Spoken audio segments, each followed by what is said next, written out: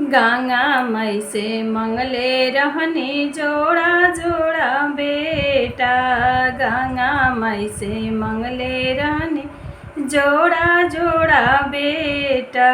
गंगा माई खुश भैली दिहली जोड़ा बेटा। गंगा माई खुश भैली दिहली जोड़ा बेटा। अवै सासु देवता मनावा लेला पियरी नेग माला। माला ए सासु कमर में कड़ुआ तेल माला। माला ए सासु कमर में कड़ुआ तेल। भगवती माई से मंगले रहनी जोड़ा जोड़ा बेटा। भगवती माई से मंगले रहनी जोड़ा जोड़ा बेटा।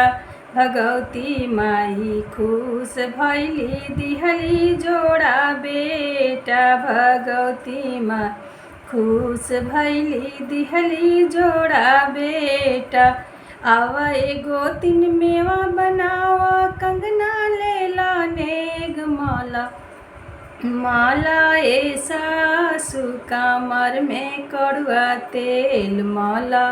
माला ए सासु कमर में कड़ुआ तेल। भोले बब से मंगले रहनी जोड़ा जोड़ा बेटा। भोले बब से मंगले रहनी जोड़ा जोड़ा बेटा।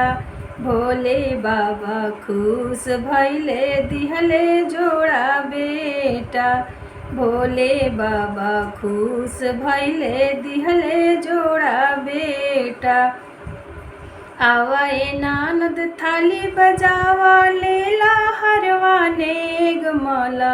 माला ए सासु कमर में कड़ुआ तेल माला।